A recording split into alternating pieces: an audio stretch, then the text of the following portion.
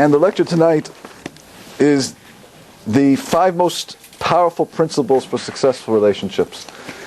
And when I say the 5 most powerful principles, I'm not exaggerating. And I didn't make them up either. We're going to derive them from the most powerful place we can derive them in the entire Torah. And understand how these 5 principles perhaps will enhance every relationship we're in.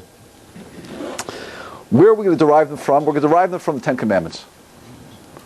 So in order to do this, first we have to review what the 10 Commandments are. Now we know that God gave us 10 Commandments. 10 Commandments were given at Har Sinai, at the mountain of Sinai.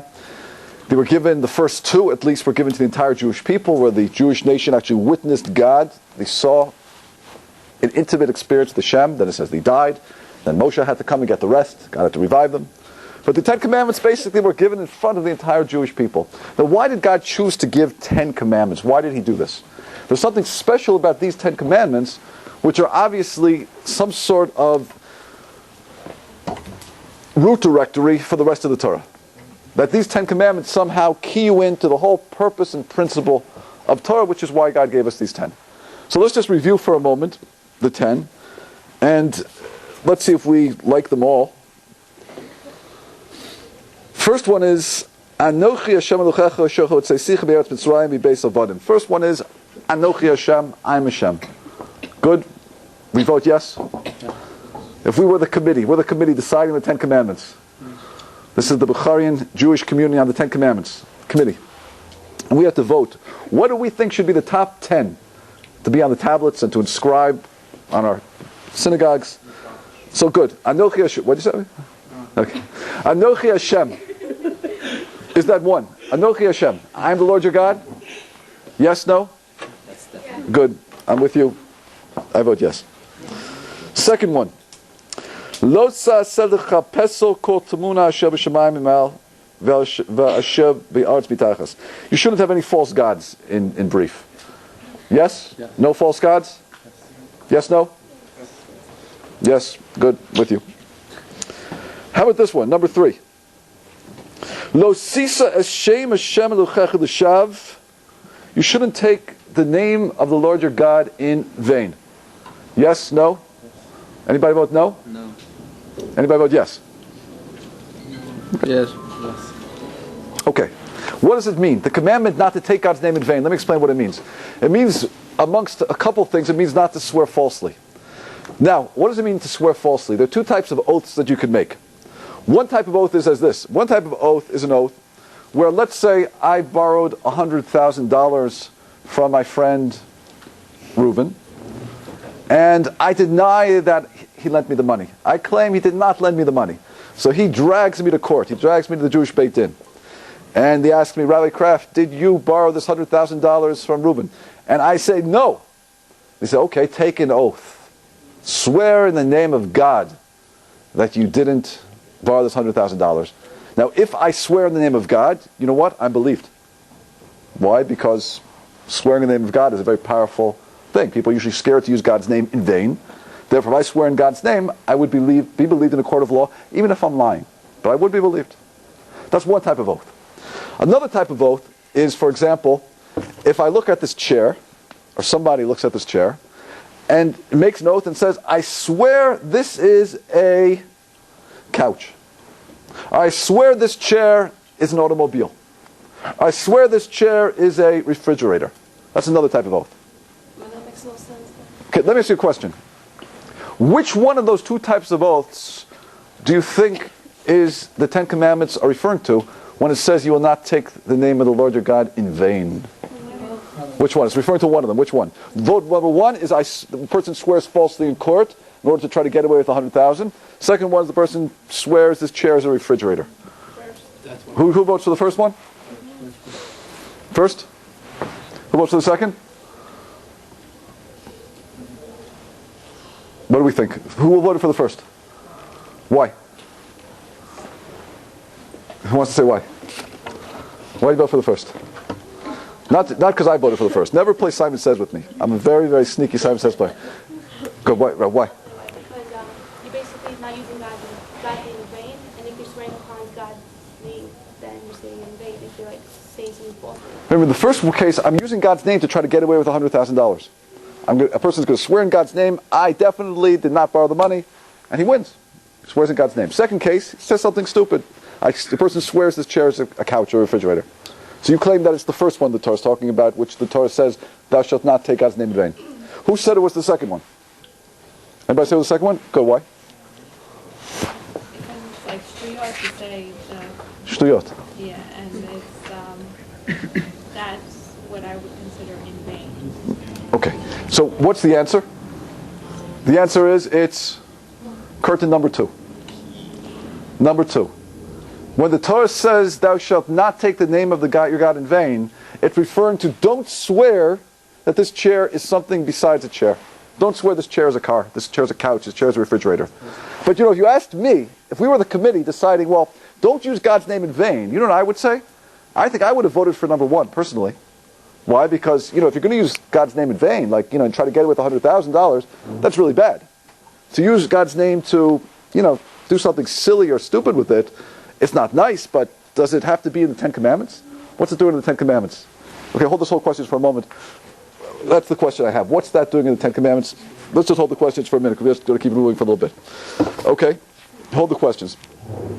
Unless they're really, really important, you just have to say it. Okay, DJ, say your question. It's not a question. The first one is it's like you're swearing that God is God. Yeah, it's true. He is God. Okay. It seems more upsetting to say I swear. That Okay, because it's silly. It's true.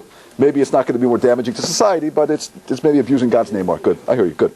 Okay, commandment number 4, excuse me. Shemor Yom Shabbos L'Kadisho. Keep Shabbos. What do we say with the committee? Should it be in the Ten Commandments? Keep Shabbos? Yes?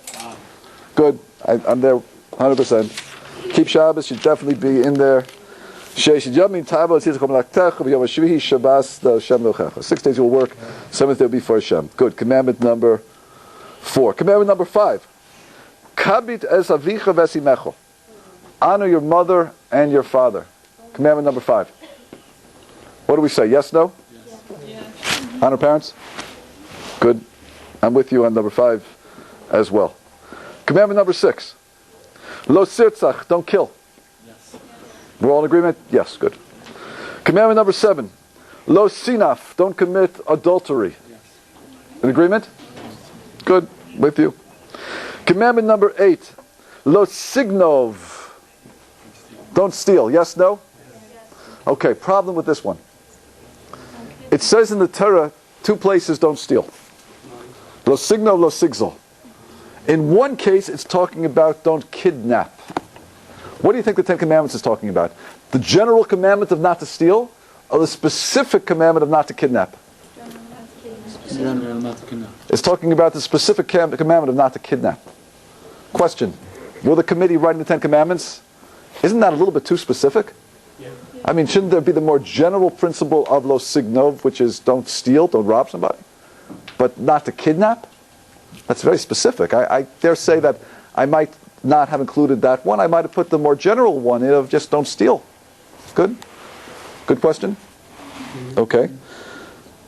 Number 9. Lo sa'ana b'reicha et shav. Don't be a false witness in a court of law. That means if someone brings you in to testify about something in a court of law, that let's say that they lent money or whatever it might be, or that you witnessed someone damaged someone's property, you have to swear falsely. You can't lie. Include that one in? Yes. Yes? Good. Okay, I'm with you. It's a good one. How about number 10? V'lo sachamod eishes re'echa v'lo sisava beis re'echa. 2 things. Lo sachama, don't covet. Don't be jealous of what another person has. And don't desire it. Let's call it don't covet. Don't be jealous. Don't desire what someone has. Yes, no? Yes. I don't know. To be honest with you, that's a tough one. First of all, it's that mitzvah exists in the heart. Lo sachamot is in the heart. It means not to be jealous of someone. Someone gets married, don't be jealous that you wished you married that person. Someone buys a beautiful house, don't feel, I wish I had that. Someone has a nice car, don't feel, oh, I wish I got the car. That's what it says. It's a mitzvah of the heart. Lo sachamot. Sometimes it could be expressed out in action. For example, if somebody really doesn't want to sell a piece of property, but you put pressure on them and you insist, and your people call them, and finally they sell you the property, even if they offer you a good price, or they give you, you give them a good price for it, one has violated the commandment of los sachamod, because they really didn't want to sell it. You desired something they had. So sometimes it could be expressed in action as well, or it could be expressed just in the heart of not desiring what someone else has, jealousy. What do we say? Should it be the Ten Commandments?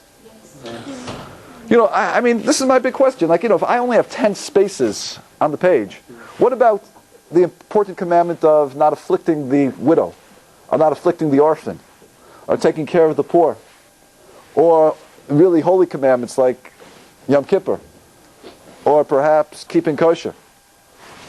What about all these important commandments? How come not being jealous makes it in, and all those important commandments like not oppressing the widow or the orphan is left out? So I dare say that might be a question as well. Yeah? I think the Ten Commandments are basically there because it reflects on the actual person itself. Let's say, keeping kosher.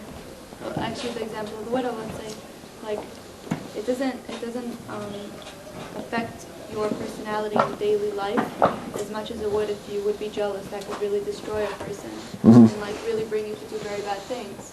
Go murder, that can also, it just exacerbates your human being. I hear what you're saying. No, it's definitely a human thing. Not to be jealous could lead to a very productive, happy life if we're not jealous, 100%. We'll be much happier people if we won't be jealous, 100%. But if we only have 10 spaces to include the most 10 important principles of Torah, that should be included, and it's something which takes place internally in the heart, it's hard to hear a little bit. That's just my problem. But I hear what you're saying, and I think it's a very, very good point. I'll hold just 1 second. Now let me ask everybody a question. It's going to sound like a little bit of a flippant question, like a little bit of a joke, but it's somewhat serious. Why did God need 2 tablets? You already answered once. Why did God need 2 tablets? What? One is not enough. Isn't that a joke they say? Moshe Rabbeinu said, how much do they cost? He said, they're free, so I'll take 2. Yeah, why do we need 2? 10 is definitely an important number, but why a division of 5 and 5? Why a division of 5 and 5? 5 and 5 is it? Well, yeah, one is between people and God, and one's between people and people. So oftentimes, the fact that we look at 10 Commandments up there, see the 10 Commandments? We notice that we have 5 on one side and 5 on the other side, and we're all familiar with that. Now, if God chose to put 5 on one tablet and 5 on another tablet, obviously God was trying to teach us some essential division, some essential difference between the first and the second tablets, first side and the second side. So oftentimes what people say is, the first 5 have to do with the relationship between man and God, between Adam l'makom, and the second side have to do between Adam v'Adam, man and man, man and God. The first 5, we see Anochi Hashem, I am God, no other God beside me, does my name in vain. Remember Shabbos, honor mother and father. Second side, don't kill, don't have adultery, don't kidnap, don't be a false witness in court, and don't be jealous. Those are mitzvahs between man and man. That's often what people say. So I have a question. Ezra's mechamed to my question, and my question is, what's wrong with that split? There's something essentially wrong with that split. What is it? An abridgment. Which commandment doesn't fit in that line? Man and God and man and man. Commandment number?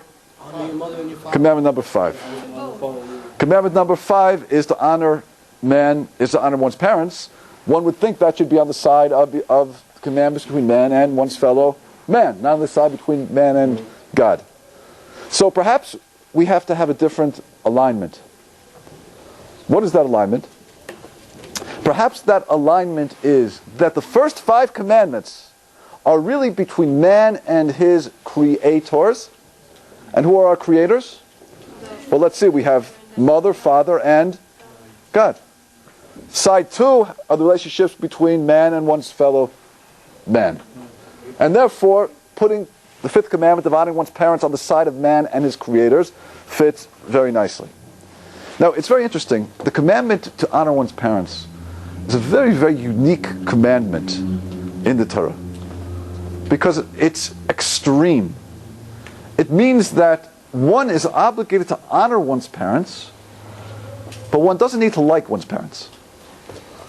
One doesn't have to like them, but one has to honor them. How far does honoring go? So the Talmud brings different cases.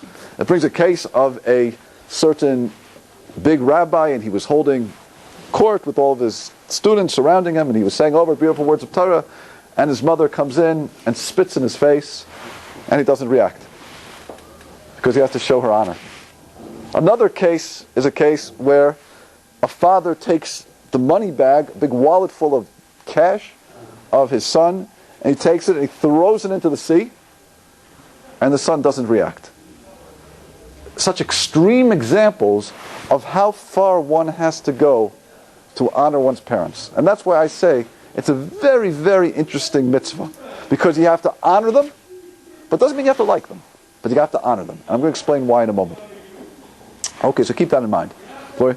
But I heard if you do something without like a smile, if you don't like them, but you actually do something for them, you're not getting anything out. Obviously, the highest level of the mitzvah is to do it in a way where you actually feel tremendous love and gratitude and devotion. But if you said you don't have to like them, it says you do all the nicest things in the world, but you don't smile to them, you are not. There's still things you have to do for them. You know, even if they're abusive and whatever they might be, one still has to make sure they have clothing and lodging and are being taken care of and have food and all the things that are done as part of the mitzvah. Honoring parents, they would stand up for them. But if obviously in abusive type settings, one does have to be careful for oneself, obviously. But one has to honor, and I'm going to explain why in a moment, why that honor exists, even if one doesn't necessarily like them. And hopefully we do like them. We should like them. Nice people usually. I'm a parent. I'm a nice person. So, let's take a look for a moment. Now I have one more question for everybody. The question is like this.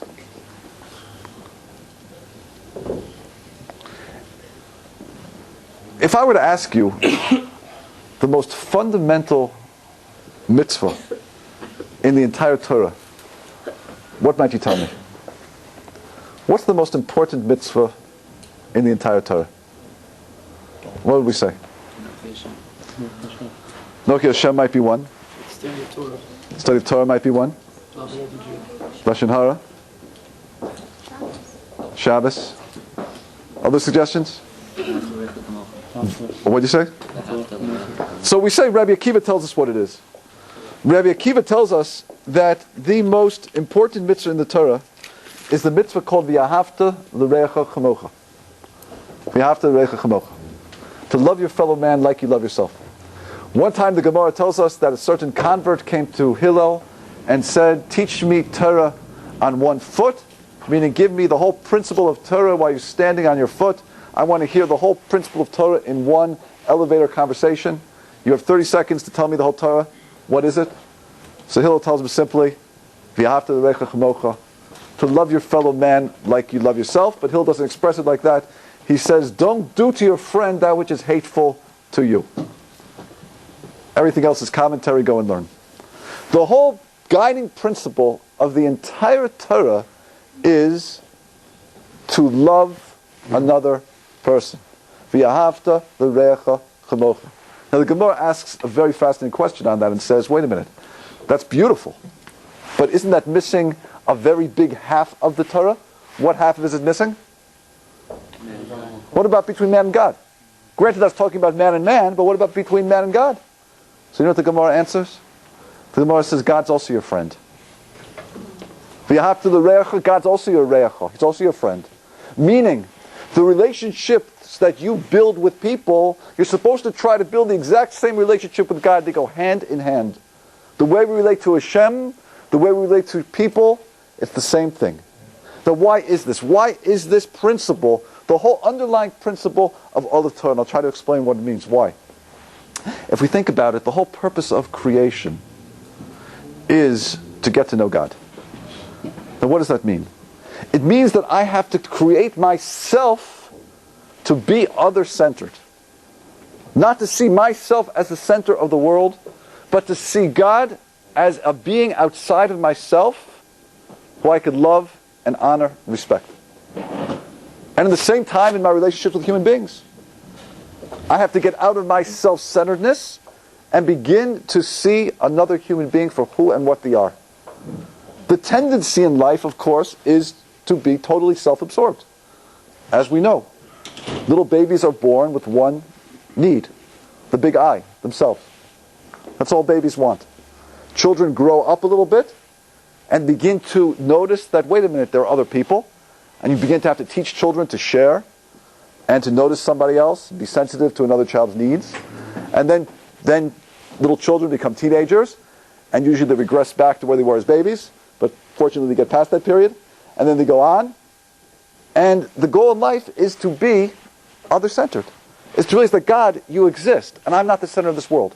And if a person could gain that sensitivity to the existence of God outside of oneself, it means one has totally transformed their nature. I have taken myself, and I have become a human being that's capable of realizing there's a creator. I'm not absorbed with myself, I'm other-centered. And that's the whole purpose of the human being. The refinement of a human being is to become other-focused, other-centered. That's it. And through that, one's capable of having a relationship with God. And by having a relationship with God, one can therefore prepare himself to be capable of receiving God's pleasure for eternity. Now that concept is a concept which we call the ahavta l'recha chamocha. It means that you have to love somebody who is not you. You have to relate outside yourself to a human being or to God who is distant, separate from you. That's the goal of life. To take my own selfishness and to transform it into being other-centered. To realize that people or God exist outside of me. I am not the center of the world. There is a creator. And that's it. In one, if you could define all of Judaism in a nutshell, it's v'yahavta l'recha chamocha, to love somebody else. Meaning to not view yourself as a center, but to look out of yourself, view God as being the center, and see someone else's needs as being important. And that takes a lot of work. Because as I said, we're not born like that. We're born as babies being very selfish. And the human being tends to be very selfish. You know, that's why oftentimes the word I is a big part of a person's conversation. You know, I'm very concerned when I hear people saying I a lot. I did this, I did that. You know, well, look what happened to me. I get a little bit nervous. Because I see a person is very into themselves. The I, the capital I. It's a very, very dangerous thing. You know, in the great yeshiva of Kelm, the way they were trained to speak is you never spoke about the I, you always spoke about we. This is what we did. This is what happened to us. This is what we accomplished. It's not about I, it's about we. Recognize that other people helped you. You're not the center. The we did something. The I is a very dangerous thing. It means that I feel that I am the center. That's a very, very negative personality trait. You know, I saw in the last week's parsha, something I just saw just interested me so much, because it says that the baker, when he's speaking to the student, the Sarah Mashkim, the butler, when he describes what happened to him in jail and Yosef translated the dreams for him, so listen to what he said. V'yidaber Sarah Mashkim es Paro Leimon. The Sarah Mashkim spoke to Paro saying, he said, Es chatoy ani mazcher yom. Oh, I remember my sin that I remember today. Paro kotzuf alavada. Paro got angry on his servant. V'yiten oti, and put me, b'mishmar, into jail. Beisar tavachim oti, me. V'yetzara ofos, and the baker. V'nachlemo chalom b'laylo. And we had dreams there. Echad ani, and me. V'hu, and him. Ish bitronu chalomu chalamno, and he solved all of our dreams. I noticed in that sentence, he mentions the word I 1, 2, 3, 4, 5 times. So our rabbis pick up on that and say that's a sign of a low person. Where he could have said the word I once, he says it 5 times. Because the challenge of life is to get out of oneself, is to be other-centered. Is to realize that I am not the center. There exists a God outside of me. Human beings are outside of me. They're not just my appendages, not part of my body. They exist and they're real. I have to love them and care for them. It's not all about me. If one could have that attitude in life, not only one will have a happy life, but one will have transformed one's personality from selfishness to selflessness, to other-centered. That is the sign of a tzaddik. It's a sign of refinement. It's a sign of a neshama that's really worked on himself. So now I'm going to suggest something to everybody. If that's the goal of the Torah, if the goal of the Torah is v'yahavta l'recha chamocha, That is the purpose of it all, to love your fellow man like yourself. And our rabbis say that means God also. He's also your friend. The same tools you need for man applies to God also. If that's the purpose of Torah, to love another being, whether it be God, whether it be another human being, I'm going to suggest something to everybody. I'm going to suggest that the Ten Commandments are giving us the means to achieve that end, which means how to have a successful relationship, whether it be in the world of man and his creators, or whether it be in the world of man and man. Now, the title of this lecture is the 5 most important principles for succeeding in healthy relationships. There are 10 commandments. So why are we talking about 5 principles? The answer is something very fascinating. Our rabbis teach us in an amazing medrash that the 10 commandments were written in a way that you have 5 on one tablet and you have 5 on the other tablet. They're designed in a way that really they're supposed to face each other like this, fold in on each other. Meaning that 1 corresponds to 6, 2 corresponds to 7, 3 corresponds to 8, 4 corresponds to 9, and 5 corresponds to 10. So in essence, there are really perhaps 5 points that express themselves in 2 different ways. In the world of man relating to God, and the world of man relating to man. Let's see what I mean. What's commandment number 1 on the side of man and God? Anochi Hashem Elochecha, I am God. What's commandment number 6? Lo tzach, don't kill. What's the common denominator? Don't murder. Don't murder, right? Don't murder. What's the common denominator? Don't kill is the correct right. Sometimes killing is permitted. Someone's a road, someone's an enemy, sometimes we have to kill. Murder means taking his life purpose without. So what's the common denominator of both of them? Let's take a look. The first commandment on the side of man and God is Anochi Hashem Elochecha, I am the Lord of your God. Now, it's interesting. The Torah doesn't command believe in God. You know why it doesn't command believe in God? It doesn't command believe in God just like it doesn't say believe in gravity. It's reality. Anochi Hashem Elochecha means be aware of the reality of God. Anochi Hashem. Be aware of God's existence. God exists. Anochi Hashem Elochecha. I am the Lord your God. Focus on the existence of God as being something outside of you. Not, of course, that God didn't plant an neshama inside of us, which He did.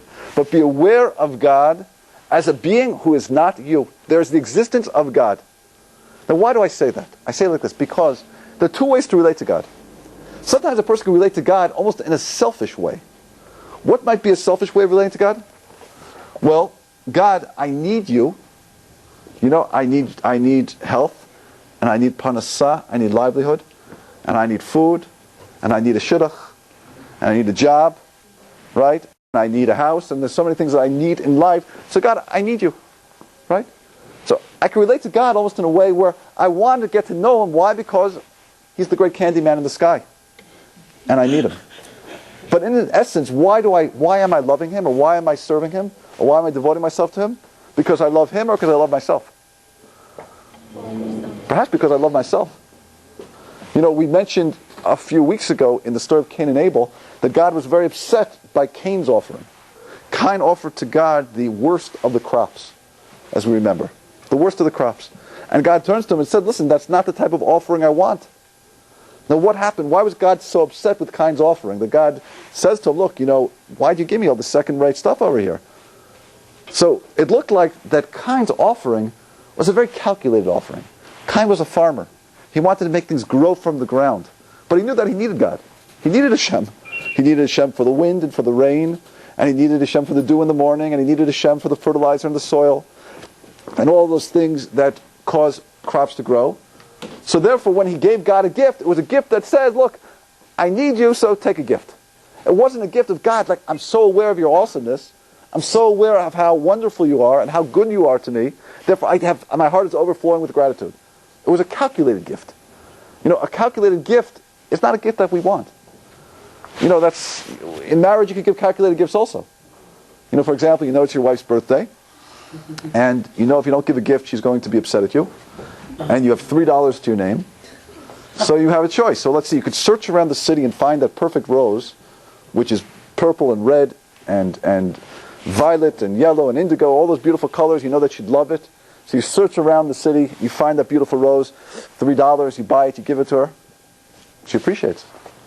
Or it could happen that, you know, you come off from work, you get off the subway and you go, oh my gosh, it's her birthday tonight. I can't believe it. I better get something.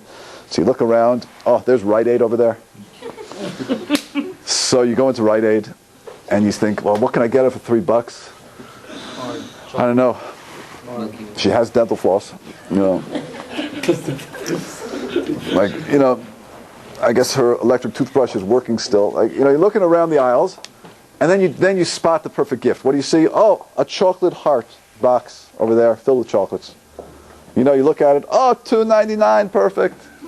So you pick it up, you buy it, you forget to take the price off it, you put it in the Rite Aid bag, you walk home, happy birthday, honey, right? And she looks at it and says, well, that was tremendously thoughtful, you know.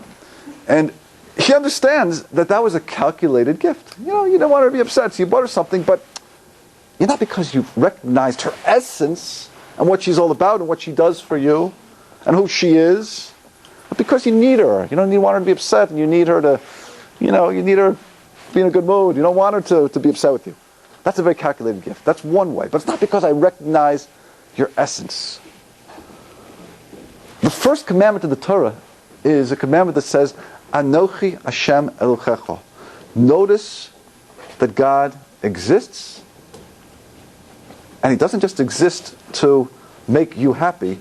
Notice who God really is. Take a look at Him closely.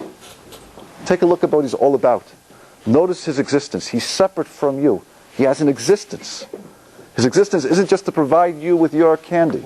His existence is something very, very special. He's outside of you. Notice that. Now that's in the world of man and God. In the world of man and man, it says, Lo sirtzach, don't kill. What would be the ultimate betrayal of the realization that somebody exists separate from you? To take that person's life. To take somebody's life is really feeling that person in some way is just an appendage, an arm of you, and if they get in your way, you could kill them. If you recognize that this person is something very unique and special outside of you, you know, how could you possibly take their life? So I'm going to suggest something. Commandment number 1 and number 6 are really teaching us a very important principle. For a relationship to be successful, you have to acknowledge that the other exists outside of you. That person is a person, or that person is God, and they have an existence not just because of you. You know, this is a big problem. For example, you know, I've heard it sometimes in education. Sometimes parents don't want to put their children into special education programs. You know why? Because they're embarrassed. Embarrassed as a parent. My child is in special education. Or maybe it's going to affect the shidduch of an older daughter. You know, is that loving the child for who the child is? Or is that loving oneself? Is that child just an expression of me? Therefore, the child is just an expression of me. Or if a parent says, you know, I know it would be the best thing to send my child out of town somewhere to go to yeshiva, but it would really hurt me too much to have to send the child away. So does one really love the child for who the child is? Or is one really loving the child because one loves oneself? And the child makes me feel happy. That's not love. For love to be there, there has to be an appreciation that the other exists independently of you. God exists. He's there. He's independent. Your husband, your wife, they exist independently of you. There's something special and unique about them. They're not there just to make you happy. Focus on their existence. It's not about you, it's about seeing them for who they are. Seeing God for who God is. So I dare say that's the first principle. Principle number 1 is be aware of the existence of the other as separate from you. And that's why number 1 corresponds to number 6. I am God, don't kill.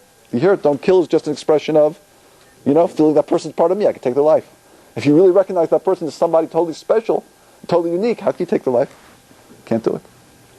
That's how it works. Let's take a look at number 2. Second commandment in the Torah is what?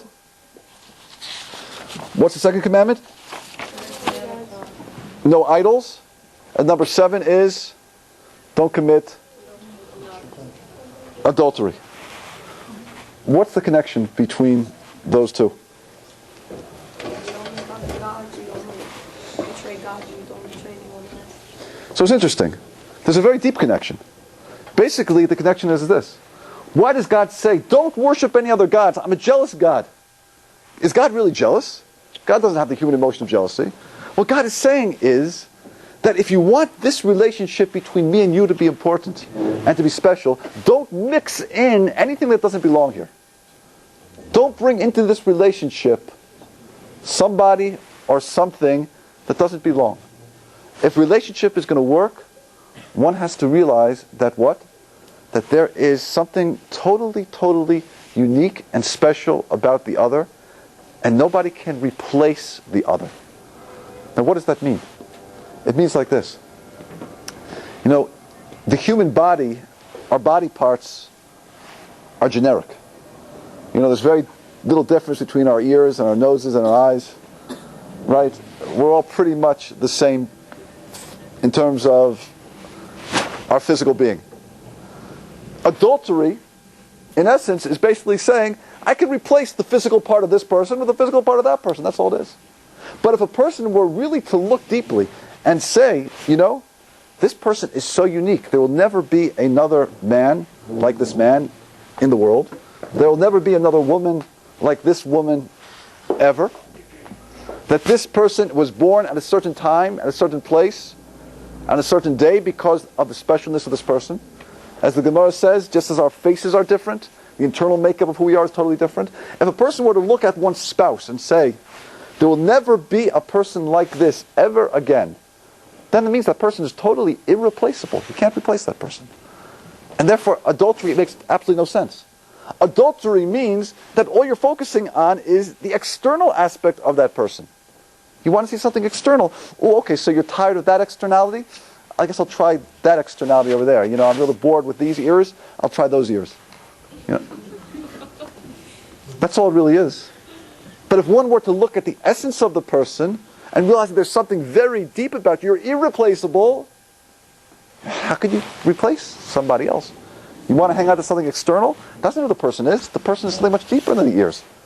There's something very real. There's an neshama, there's a soul. So what's it saying? Idolatry is the same thing. God is saying, don't believe in false gods. Right? Don't replace me for something external, like an idol. Get to know the real me. Go inside and get to know me. Don't find some false substitute. God's saying, if you're really going to get to know me, you're going to find I'm irreplaceable. But you got to get to really know me. Now, let me ask you a question. Why do you think people don't always like to look really deeply into somebody else? Why do you think sometimes people are comfortable just by seeing something very physical in the other? You know what I think it is? I'm going to suggest something, and it's a little bit of a mature concept. But on some level, people are really afraid of intimacy. Are afraid of intimacy. People don't want to be intimate. I don't just mean physical intimacy, I mean emotional intimacy. That if a person's going to really let the other person in, you know, when a person can feel like I'm letting go of myself. You know, at the first time, you know, maybe you've had this experience, you're all dating, right? Hopefully, I don't know, some of you are dating. Whoever's dating should be dating, whoever shouldn't be dating shouldn't be dating, just wherever you're holding. But the process is always going to be the same. It's going to be the point where you finally go out with somebody and this is the person that you feel something special with. And you might look into the other's eyes and it's almost thrilling. It's really thrilling.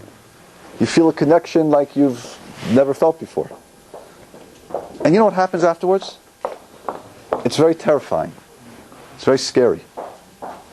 Why is it scary? It's scary because the more you let that person enter your inner world, the more you feel like you're losing a little bit of who you are. And you kind of stop. People will stop. Say, look, let's not get so, let's hold hands or something like that. Let's relate physically because I'm too scared to go any deeper emotionally. It's interesting. It's true in a relationship with God as well. The idea of worshiping an idol is the same concept. God, it's too scary to have to get to know you passionately because I realize, wow, I'm really indebted to you and like you're everything. So let me just relate to something physical about you, like an idol. And then relate to some golden calf or some expression of you, like some, But intimacy is scary. So what the Torah is telling us, it's saying it's a very important principle. It's telling to us that in order for relationships to function and be really good, there could be no idolatry and there could be no adultery. It almost sounds the same in English, doesn't it? But what's the operating principle? The operating principle is don't mix something in that doesn't belong there. Because if you recognize how important and how unique the other is, that person is, or that God, or God, is irreplaceable. Notice and appreciate how unique the other is, the uniqueness of the other. The other exists outside of you, and focus on the uniqueness. And if you focus on the uniqueness, you'll realize, wait a minute, how can I replace them? They're irreplaceable. Idolatry means that I'm focusing on something external about God, therefore I can have an idol. Adultery means I'm focusing on something external about one's wife or one's husband, and therefore I can replace it by somebody else. Focus on the uniqueness. If you see uniqueness, you realize that the other is irreplaceable. There can be no other gods before me, and there can be no other wife or husband before me. Focus on uniqueness. So number one means recognize existence of other outside of you. The relationship isn't there to serve you, it's to appreciate the other exists. Number two is recognize the uniqueness of the other. What's the third principle? Well, let's see. Commandment number 3 says, don't take God's name in vain, which means don't swear that a chair is a refrigerator. And commandment number 7 says, don't kidnap. Lo signov. Don't kidnap. What's the connection between the two? Don't take its true identity away. Well, let's see. Can I ask? I'm from Israel. Okay. Aseret Adibot, it's Anochi Adonai, 1, 2, 3, 4, 5. I look at this. Why do you make it like the 1 is like 6, 2 is 7? What do I never... So I'm explaining a medrash that says... No connection? Yes, so I'm explaining a medrash that says that they fold in on each other. That they face each other and they fold in each other. That really one corresponds, that they face each other like this in the medrash. Therefore 1 corresponds to 6, 2 corresponds to 7, 3 to 8, 4 to 9, 5 to 10. And therefore there's an underlying principle of 1 and 6, 2, 7, 3, 8, 4, 9, 5, 10. That's what the medrash teaches us. It's a concept. But it looks like there's... No, true. That's the way we write it like that, true. But the medrash says that they face each other also. And therefore there's a connection like that. A parallel connection. So that's what I'm trying to explain. So therefore I'm trying to explain there's a connection between not taking God's name in vain and not kidnapping. No, I think it's like this. Basically, I think the underlying principle of both is respect the boundaries and the property of the other. Now, what does that mean? Well, let's see. In the world of man and man, it means to respect the other's property. What is our most valued property that we have? I guess it's ourself or our child. Don't steal it. You can steal a person's house, their car, right? You can steal a person's money, or you can steal a person's child, or you can steal you. Someone could steal you. It's really an expression of saying that for a relationship to flourish, respect that which belongs to the other. Respect their property. Respect their boundaries. In the world of man and God, well, what's God's possession? If you could say God has something which is His, what might it be? Well, it might be His name. Don't trash His name. Don't take that name and bring it in the mud. Don't take God's holy name and use it to do something totally nonsense dick with it, like swear a chair is anything but a chair. Don't trash His name. Respect the property, which means respect that which belongs to the other. Now, if the person is somebody separate from you, one will respect that. But one has to view it like that. Oftentimes with children, people might, think like, let me borrow, I need a little money, so let me go to my kid's wallet, and let me borrow a few dollars from my kid, So you know why a person thinks like that? Well, look, it's really my money anyway, so, I gave it to them, so I'll use it when I need it. It might be true in principle, but it's not going to do much for the relationship. Because the relationship has to be that the child feels, well, you respect my property, you respect who I am as a person. You respect my borders, my boundaries. You're not going to trample and invade on things that are mine. Sometimes we think in relationships, in husbands and wives, now we're so intimate and we're so close, we're so loving, mine is yours and yours is mine. And it doesn't work that way. To really respect another human being and have a relationship that flourishes, one has to be very, very certain and very careful about the boundaries of the other. This is yours. I'm not going to touch it. You asked me not to touch it. You asked me not to use it. You can respect the other's property. There are boundaries. God created a real world of physicality, and you have to respect that which belongs to the other. So for relationships to really go forth in man and man, respect the boundaries of the other. Respect their property. Respect their possessions. Respect that which is theirs. In the world of man and God, respect God's name. Don't use God's name in vain. Have a certain respect for what is God's possession, as it were, maybe His name, and don't use it falsely. Don't swear falsely. Realize that God, there's also a boundary in your relationship with God. That God, you're right, is all present and so involved, but have respect for Him. Have respect for that which is His. Be careful. Yeah, Rabbi? Are we actually allowed to swear? No. Under very few situations. I mean, there could be a certain time to Shvuah Shav. There could be certain times when a person Shvuah Hesses, when a person might use God's name to prove something in a Beit Din, something like that, or one might make a certain Shvuah under certain situations. But for the most part, we avoid it, because an oath can be very damaging. An oath, if we don't fulfill an oath, it can be very bad for us spiritually, because it's very obligatory. It really obligates. It's very scary. So what are we supposed to say, like, instead of, like, going to somebody believing what you, for example, did, most of the people will be like, I swear, like, my mother, or I swear to God, like, I did that, You shouldn't say that. One should not use the word I swear in conversation. This is a very binding type statement. It's really obligatory. It's if we don't fulfill what we say, it can be, it's not good for us spiritually. It's like when someone takes a vow. When one takes a vow, God says, when you take a vow, why do people take vows? For example, a person says, I'm good. A person says, they make a vow that they're going to give $100 to charity. They make a vow they're going to give money to something, and then they don't do it. So you know what God does? I'll tell you what God does. This is very scary. What God does, it says, is that God opens up our ledger in heaven. There's a notebook in heaven that on it is written our merits and our deficits. The good things we've done and the bad things. God is a wonderful parent. And as a wonderful parent, most of the time God avoids and doesn't look at what we do. Right? That's the trick to parenting. I'll tell you, if I'm going to be the trick to parenting in one easy lesson, it's keep your eyes closed. Don't look. You don't have to see everything. Let children fix their mistakes by themselves. They'll do it. God's a wonderful parent. He gives us a chance to fix up mistakes. We're not perfect. The human being isn't perfect. None of us. Right?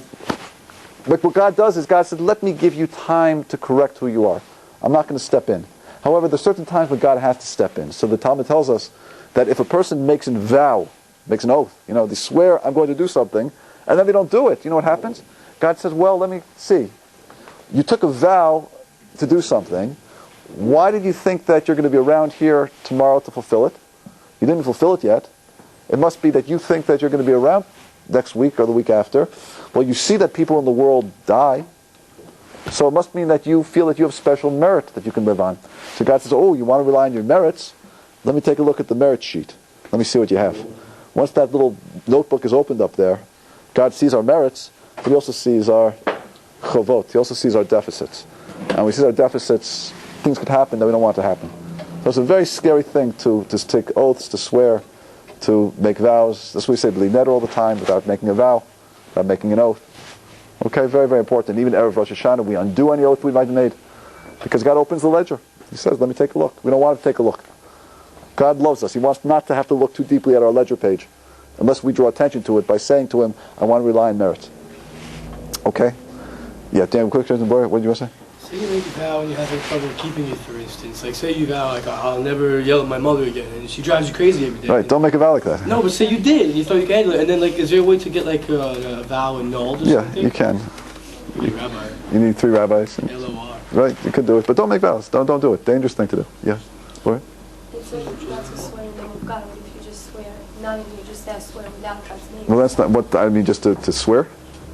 Yeah, just to swear. So- Is that what you Well, it could be. It's like maybe taking a vow, a neder, or maybe it's taking an oath, and make. That would be taking like a neder. It's like a neder on some level. We shouldn't use it because I'm saying it's dangerous for us. I'm saying the reason why. It's the same concept.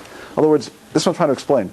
It's not really directed to nice discussion, but it's good to know that God wants to, most of the time, not look at the negative things that we do. He loves us too much.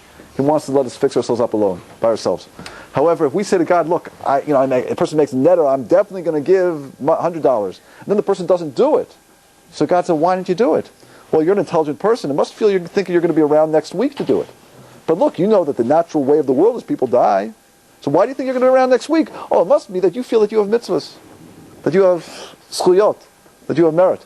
So God says, you want to play the merit game? Let me open up the merit book. So you might open up the merit book to see all the good things we've done, but at the same time, when that book is open, the other book is open.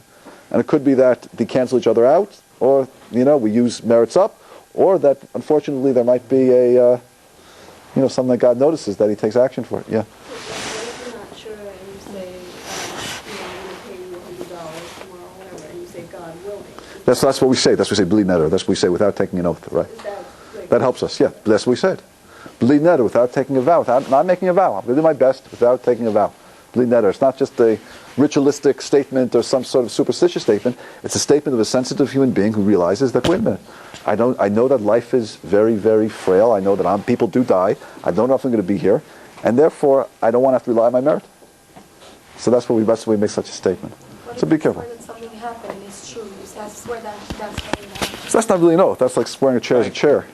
Well, you won't only swear like that. One had to swear like that, but again, we don't want to do it. We don't want to make an oath about something. It's not a good thing to do.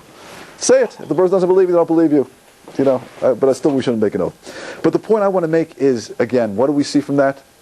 We see you have to respect God's name. You have to respect a person's body. You have to respect boundaries. There has to be respect for the property of the other. And that's the third principle. Third principle is respect the other's possessions, respect their property, respect their boundary. Have respect for what is theirs. It's not all yours. There are things that people have that are theirs, and be careful with it.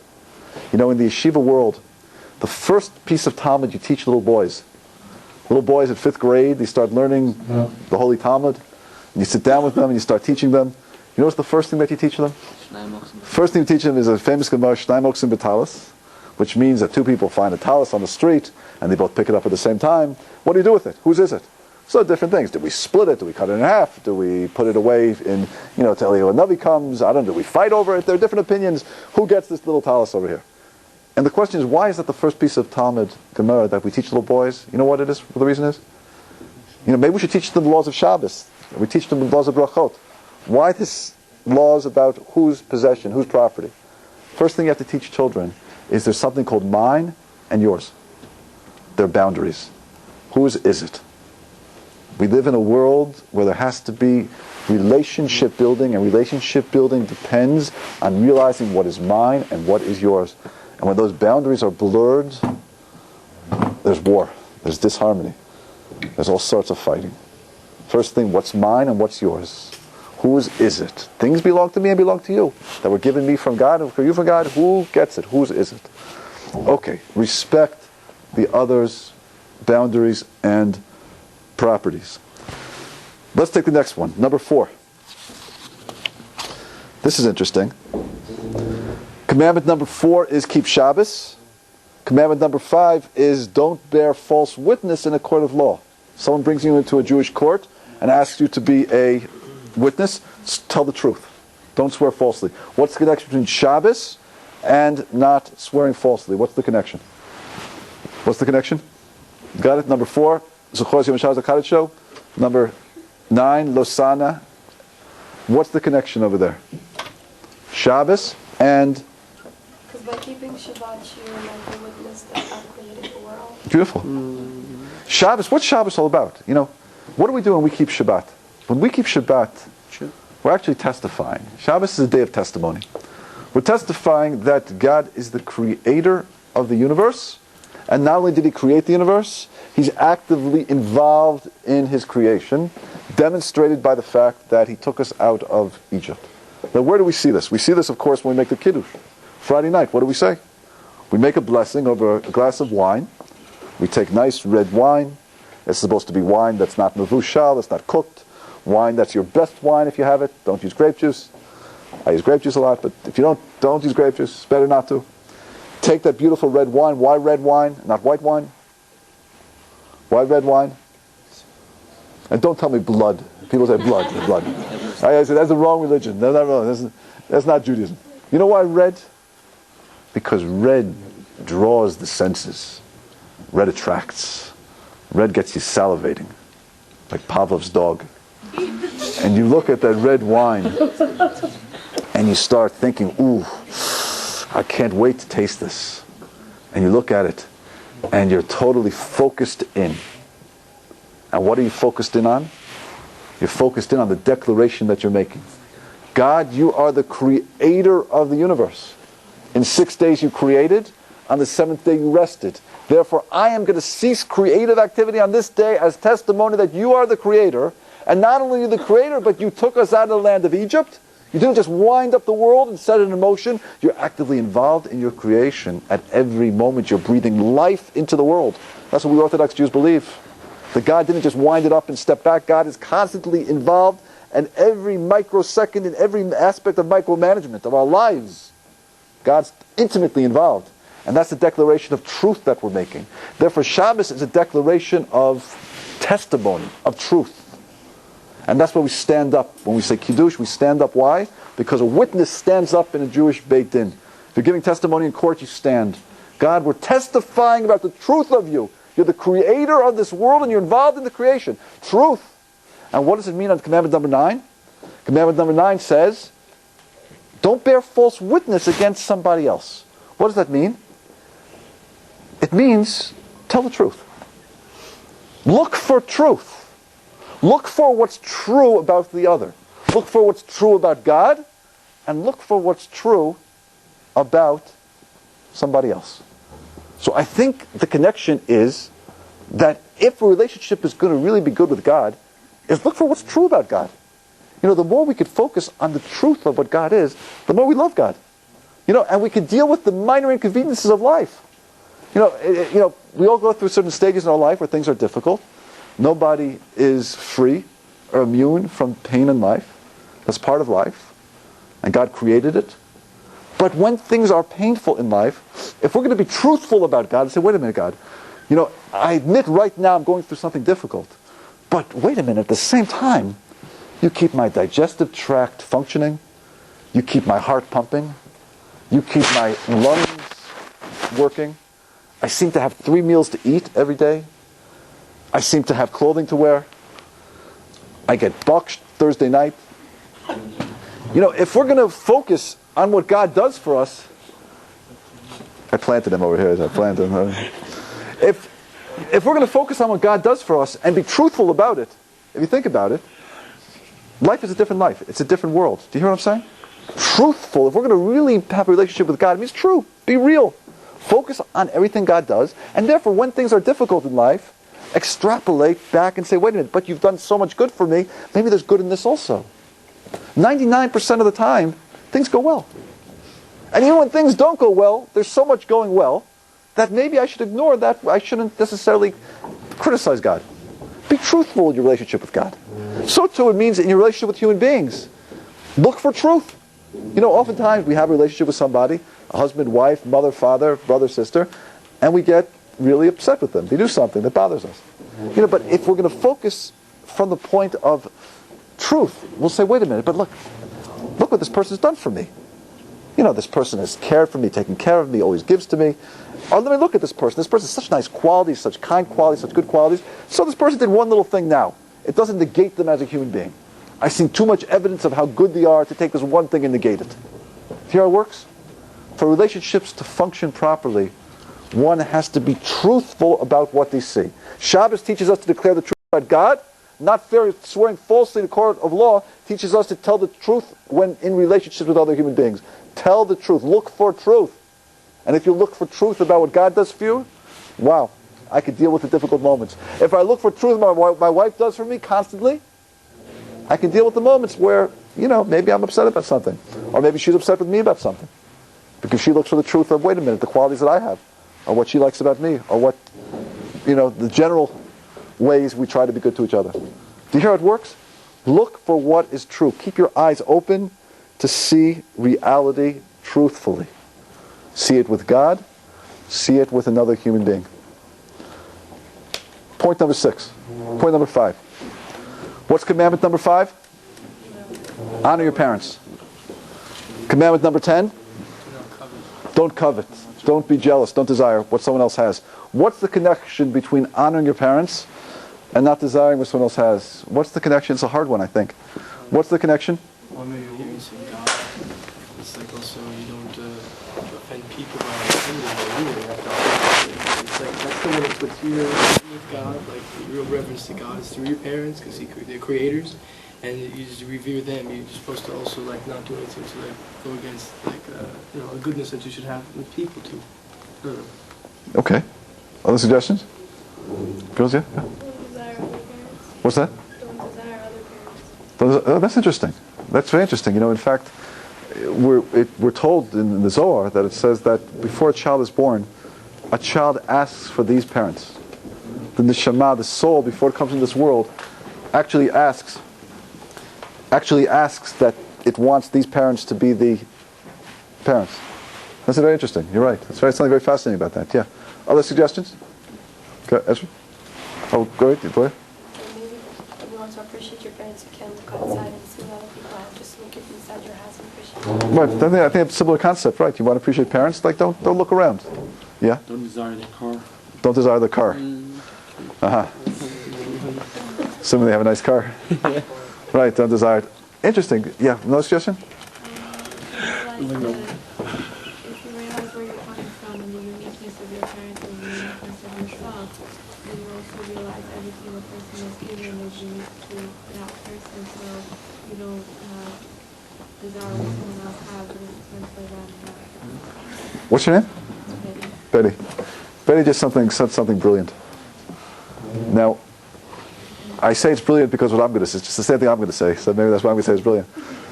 The big I, since I'm going to say it. But I do think that we're thinking along the same lines. Let me explain what I mean. Why would a person covet? Why does one covet? Why does one desire what someone else has? Yeah, where does it come from? It really comes from the fact that I really don't feel that I'm important, that I'm special.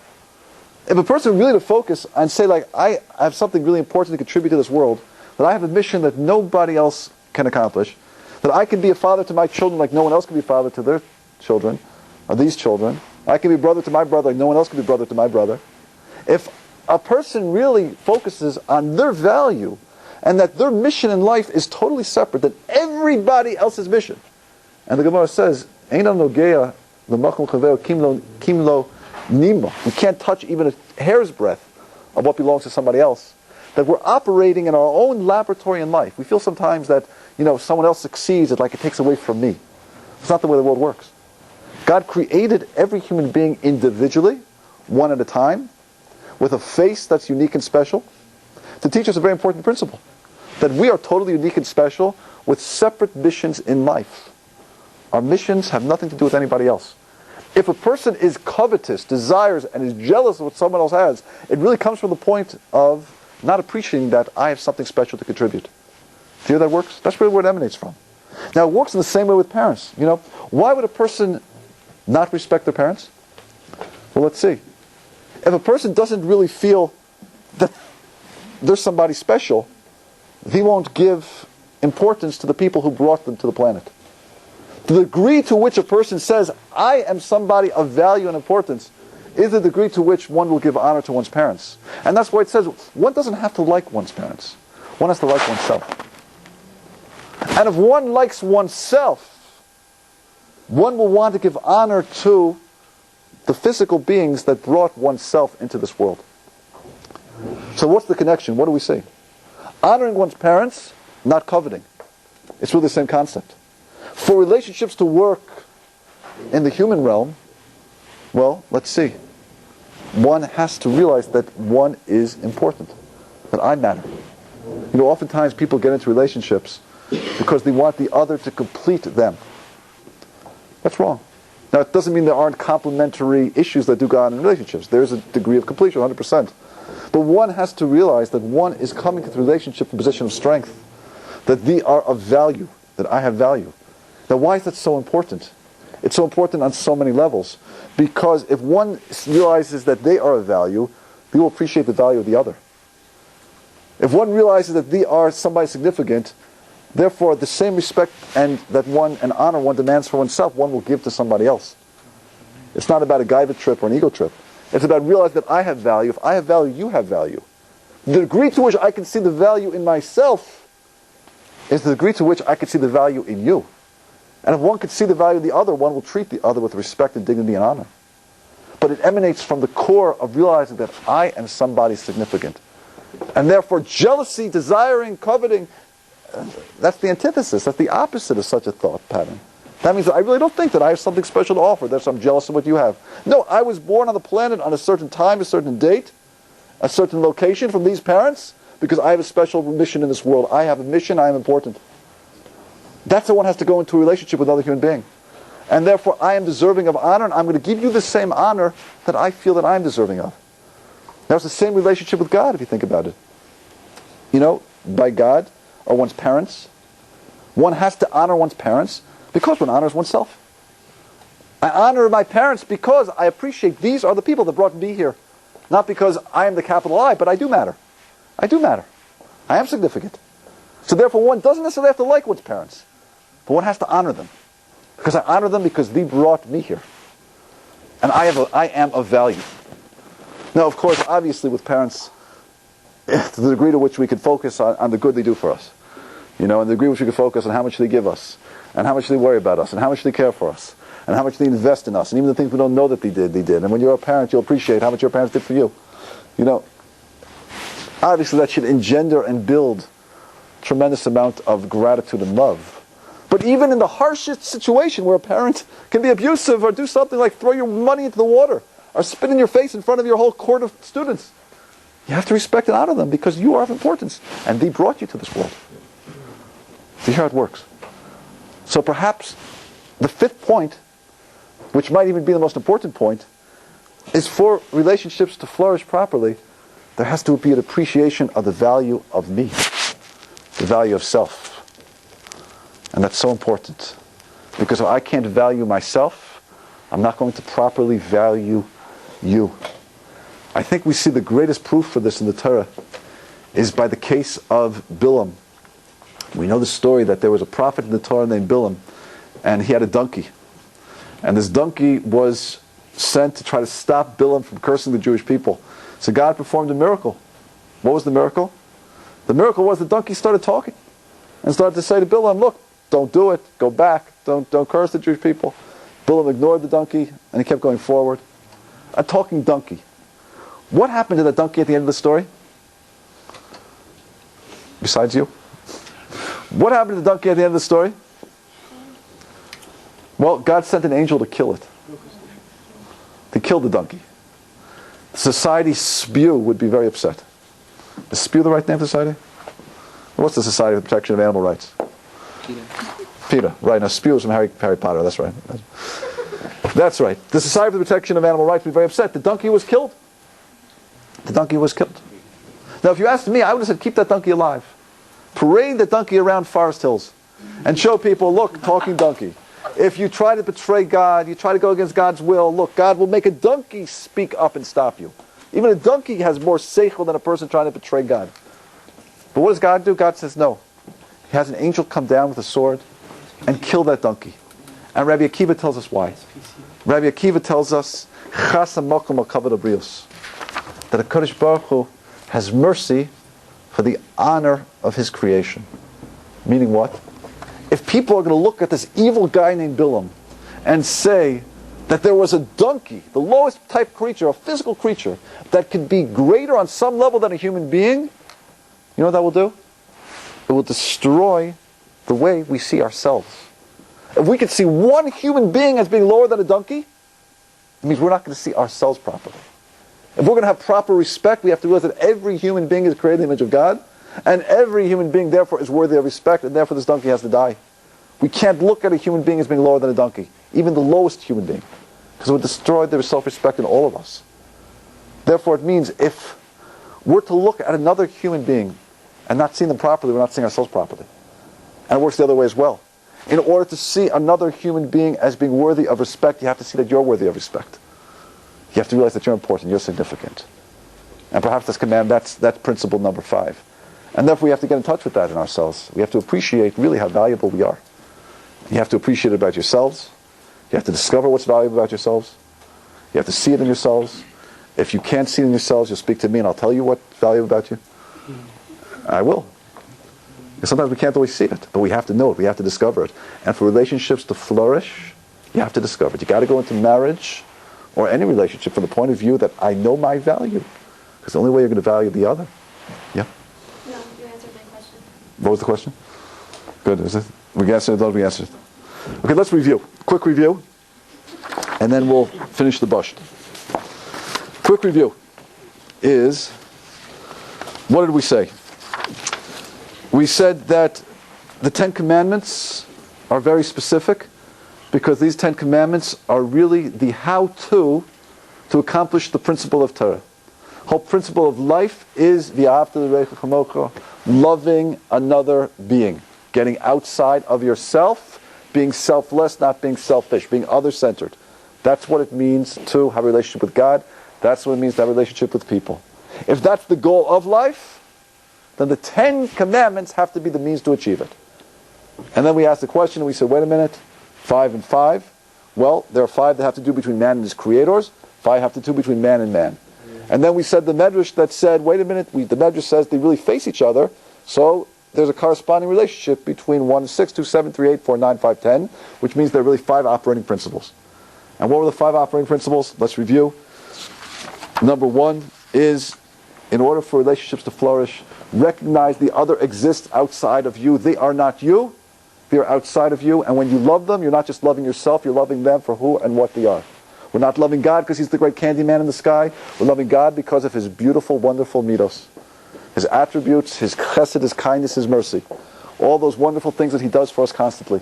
We're loving Him for who God is. We're loving our spouse, our wife, our husband, not because they make us feel good or give us pleasure, but because we recognize the greatness of the other outside of ourselves. Number 2, we wanted to set principle number 2, no idols, no adultery. Underlying principle was, see the uniqueness of the other. If you see the uniqueness of the other, no physical part of anybody else will substitute for that person. It doesn't make sense. You can't have a physical representative of God because of God's uniqueness, how special He is, and you can't have somebody else's ears to replace this person's ears if you really see the uniqueness of the soul and the neshama of the other. Number 3, we said, don't take God's name in vain, don't kidnap, respect the property and boundaries of the others, respect property. Number 4, keep Shabbos, don't bear false witness. Truth, look for truth in life, look for truth about God, you'll love God. You'll be able to deal with difficult situations in your life. Even when things don't go well, you'll discover, wait a minute, God, but you do so much for me. Maybe I could deal with this little inconvenience, or maybe this inconvenience is really good. With one's wife, one's husband, wait a minute, you do so much good for me, maybe I could see this little flaw that you're doing today as something separate from who you really are. Look for truth. And finally, number 5, we said, see the uniqueness in yourself. You can honor your parents. Why? Because you really realize how special you are, and therefore they brought you to this planet.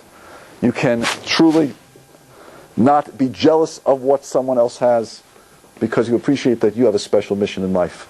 Wanted to appreciate the value of oneself. In summary, existence, uniqueness, boundaries, truth, self-respect. Existence, uniqueness, boundaries, truth, self-respect, bashed. Okay. Thank you everybody for listening. I'll take a few questions if you have any.